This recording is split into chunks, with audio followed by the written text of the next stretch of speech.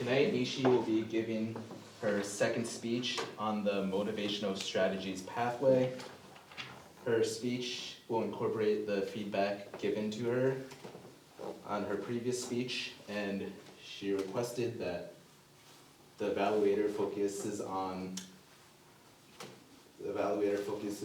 on her volume consistency and to maintain clear eye contact throughout. And her speech title tonight will be Pixie Dust Dream.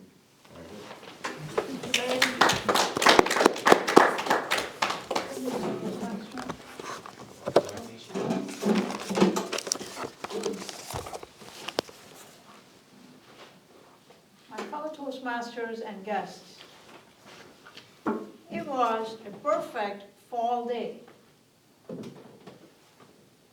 The sky was clear and blue. The leaves had a blend of orange and yellow color on the trees. The wind was crisp. And the best part was, the grass didn't need to be mowed. Now you would think, on such a perfect fall day, I would go out and take a walk or ride my bike. No, I decided to work in my garage instead. For some reason, I could see all these materials on my shelf, like postal scale, Ziploc bags, a spoon that looked like a scoop, and a huge bag about 3 or 4 pounds filled with this powdery stuff, which looked more like pixie dust. I had never thought I would work on something like this.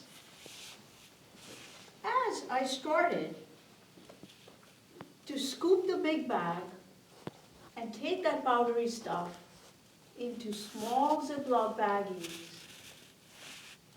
my next door neighbors walked in and intruded.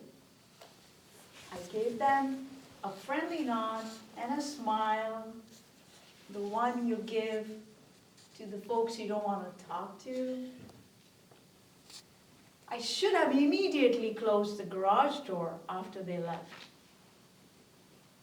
because a few seconds after, I noticed a squad car pull up slowly at the street.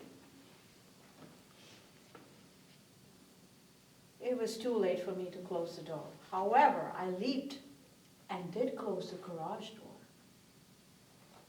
30 seconds later, I hear a loud pounding on the door. I had to open it. There I saw 2 cops standing with their hands on their weapons. As they walked in the garage, they questioned me. "Ma'am, what's happening here?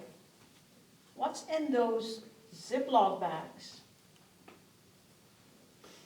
I answered, "It's not what you think, officer. Not really." Perfect timing. Just then, a loud voice came from inside the house. "Mom! Mom! Are you done playing with that pixie dust outside?" I regretted the moment why I had to tell my daughter about her favorite great-grand-aunt's ashes. This was my mom's older sibling, my favorite aunt, who was now in the heaven. I looked at the 2 officers nodding their heads at each other, like the way they do on those cop shows.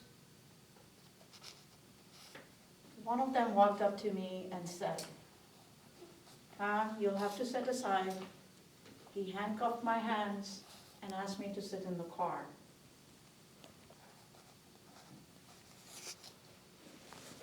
I was really hoping this whole ordeal would end soon. few seconds after, I tried to peek from the car window. They had something what looked like a straw in this big bag of powdery stuff. And it's a device on top of it. My head was spinning. Maybe it's like a drug-filled kit test they're trying to do on this bag? A couple of minutes after, they walked out of the garage and told me, "Ma'am, you have to come to the station with us. This thing has tested positive." I looked at them. "What? You mean false positive?" And my head is thinking, did the funeral home workers contaminate my aunt's ashes? Or my aunt had too many poppy seed muffins?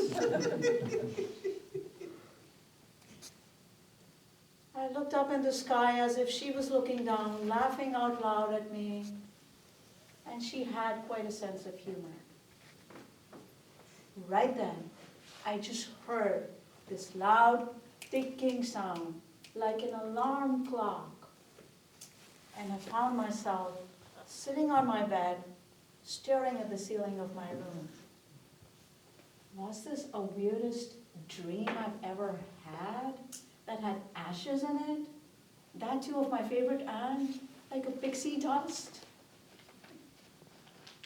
To end the dream, at the station, the cops told me and apologized and said I was free to go.